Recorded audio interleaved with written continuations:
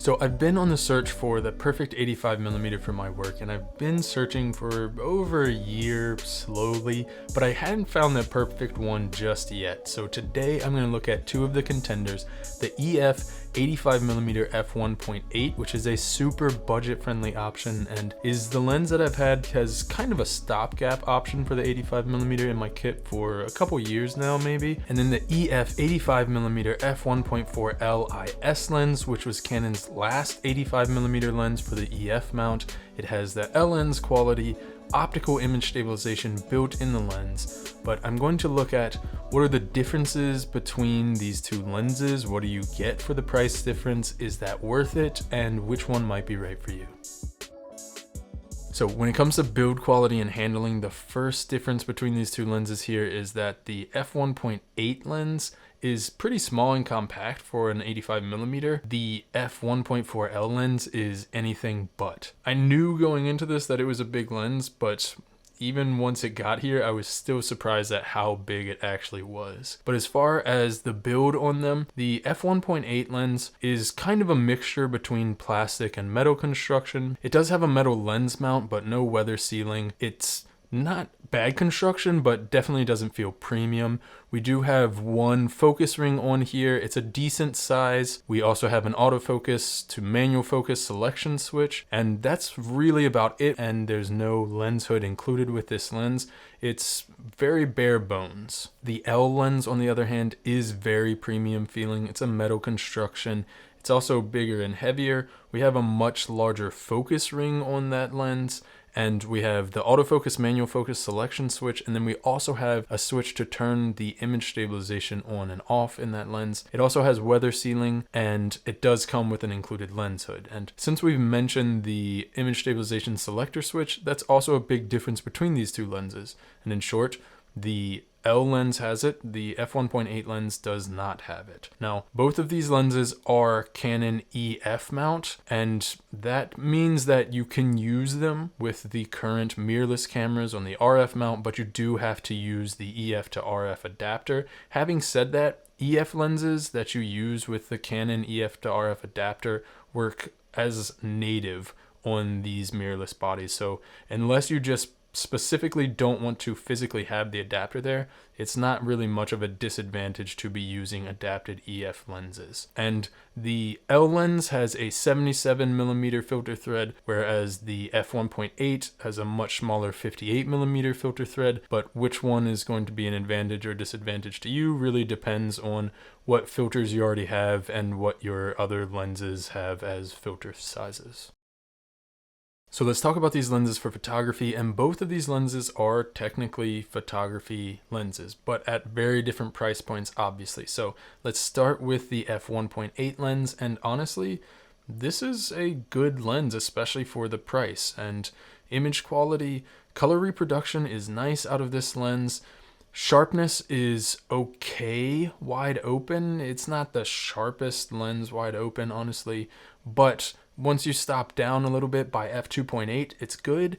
And I would say by f8, the sharpness is actually great.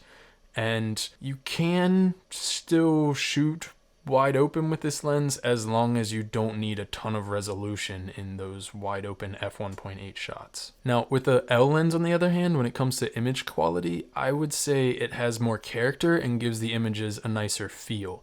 And that comes down to a few things, the first of which being the sharpness. And it is much better with sharpness wide open, and stopping down, the sharpness gets even better really quickly. And even by f1.8, you've gotten even more sharpness in the images, and f1.8 on the L lens is going to be way sharper than f1.8 on the f1.8 lens. And like I said, the color reproduction on the f1.8 lens is good, but the colors on the L lens are much nicer, and they have a very true to life feel to the colors, while also having that warm Canon L series lens quality to the colors as well. And another thing that adds to the difference in image quality with the L lens is that you get much better contrast. And on the f1.8 lens, as you stop down, you do get better and even good contrast. But on the L lens, you have better contrast even wide open than you do on the 1.8. And at every f-stop,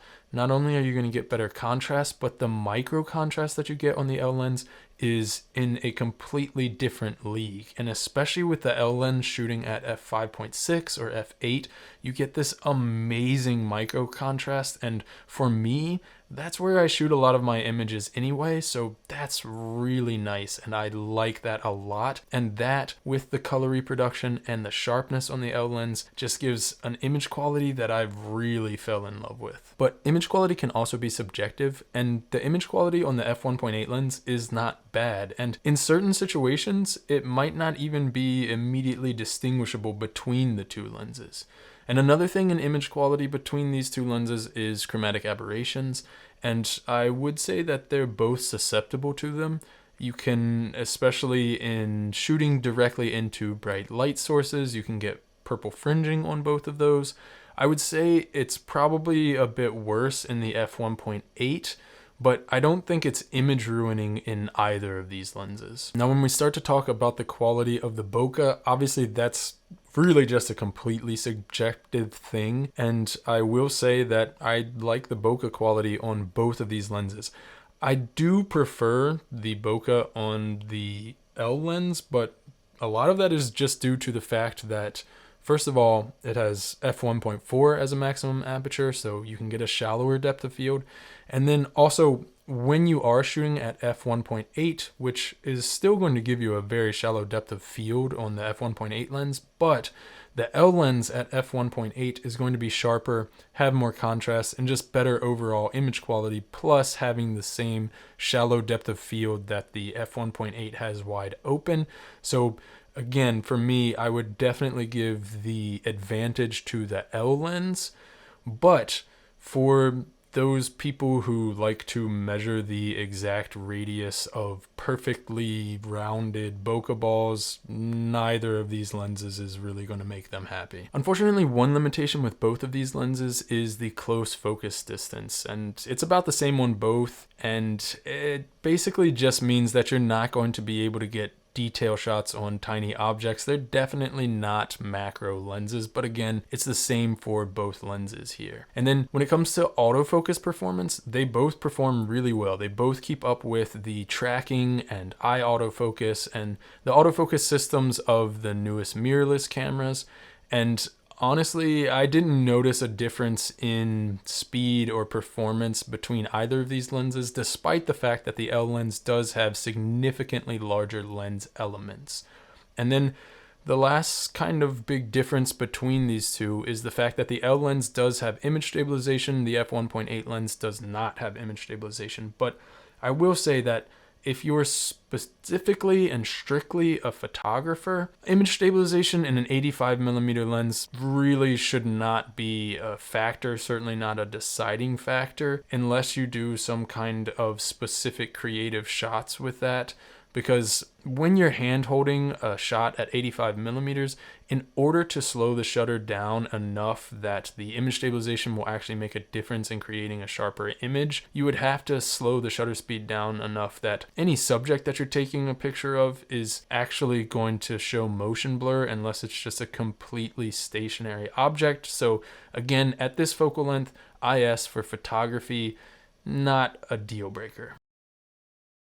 So when it comes to video, again, I would say here, good image quality on both lenses. I did mention in the photography section that with the f1.8 lens, when you are wide open at f1.8, you don't have the most resolving power, but in video that's not really an issue because even 4K video is equivalent to about 9 megapixels worth of resolution, and both of these lenses will easily be able to resolve that at any aperture setting. So that's not really going to play a big role here. What I would point out between these lenses is much nicer colors on the L lens, noticeably better micro contrast on the L lens, and then of course having a faster maximum aperture, and that just adds up to an image that I prefer on the L lens. But I will say again, the image on the f1.8 is still really nice. Now for video, here is where the image stabilization in the lens can potentially become a much bigger deal.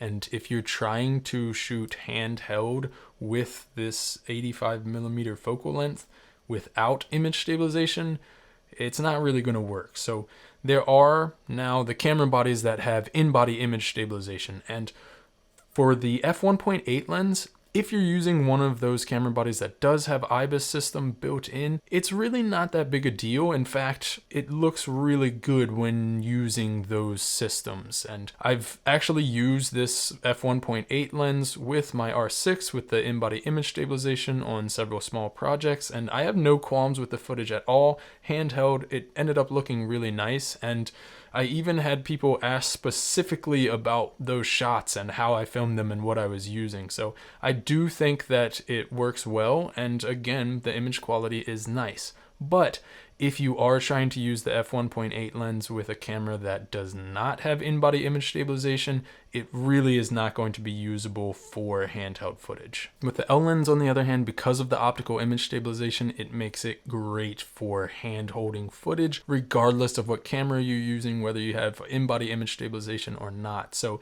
if you are using a cinema camera or one of the bodies that doesn't have in-body image stabilization, the L lens is definitely going to be the best option for 85mm for handheld shooting because of the image stabilization. And the image stabilization works really well, and you get super smooth footage even without an IBIS system.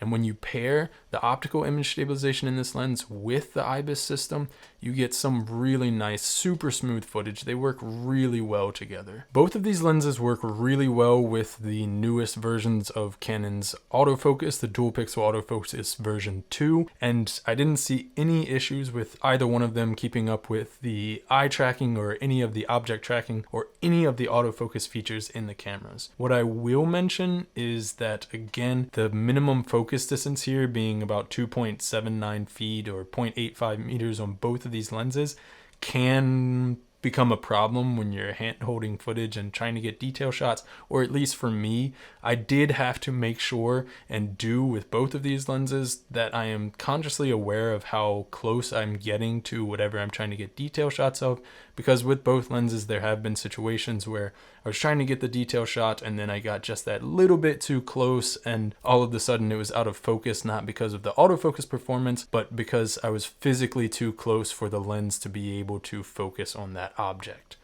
Now, they are also both EF mount lenses, and if you are an RF mount user, then you are going to have to use these lenses with an adapter, and it can be a disadvantage if you just physically don't want to have or own or use an adapter. But I will say that EF mount lenses with the Canon EF to RF adapter, again, they work natively and just as well and probably better than they ever did on any EF mount camera. And in addition to that, that also allows for some extra options that you can use in the adapters. For instance, there's the ND filter adapter that would be a really cool option for mirrorless cameras instead of having to use a screw-on ND filter on the thread. I will say it's not a perfect option, but for me, I do think it's better than the screw-on filters because I really don't like those. And then there's also the option to, with, for instance, the C70, use the Canon EF to RF speed booster to get a full frame field of view on that super 35mm sensor. And even with the mirrorless cameras, now there's cheaper speed booster options, like for instance the Viltrox speed booster that I did a review on recently. That makes it an interesting choice with the mirrorless cameras. And again, that's just another option that you have because of these being EF mount lenses rather than RF mount lenses. And again, both of these are good lenses. Both of these have good image quality. I do prefer the L because it just has better colors, better micro contrast, faster maximum aperture. It has the built-in IS, which is really nice for hand-holding footage, and I just like the look of that L lens better. So which one is right for who? And for photographers, if you're just looking for the smallest or the most budget-friendly option, obviously the f1.8. And I don't think that that's necessarily a bad thing at all, really, because you still get good image quality. And it's also just a really nice just-in-case 85mm lens because, again, at the price point, it's not really going to break the bank, and it's pretty small and compact, so it's not going to take up that much space in your camera bag. If you're a photographer just looking for the best image quality that you can get without having to pay the price of the RF f1.2L lens, I do think the f1.4 EF lens is a really good option. Though I will say, for photography only, there are a lot of interesting 85mm options, and some of them are cheaper than this f1.4 lens. Although I will say, I definitely think the quality of this lens is worth it for the price point that you're getting this at. If you are a video shooter with a camera body that does have in-body image stabilization, both of these are going to be great options. Obviously, the f1.8 is going to come in at a better budget, but the L lens is going to have better image quality, faster maximum aperture. If you are a video shooter that does not have a body with in-body image stabilization, or not all of your bodies are going to have in-body image stabilization, and you're trying to shoot handheld at 85mm, the L lens is realistically the only option for that. And it's also a great option for that. So really, it just comes down to what's your budget, what do you want, and how do you shoot? But anyway, I hope you enjoyed this video. If you did, give it a thumbs up. In the comments below, let me know what you think. Which one of these lenses would you lean towards if you were looking at getting one of these options? Have you used either of them before? What do you think about them? If you're interested in purchasing either of these lenses or any of the other gear I've talked about in this video, in the description below, I'll have affiliate links. If you purchase through those links at no extra cost to you, it'll help support this channel so that I can continue making videos for you guys. If you haven't yet, hit the subscribe button, then hit the bell icon so you can get notified of all the videos I make here on this channel. Thanks, see ya. You gotta focus on yourself, on your faith, on your dreams, on your mind, on your health, yeah. You gotta work, never tell, keep your head down, find what you love and excel, yeah. Push and pull and repel any hate, go create what you want, feel compelled, yeah.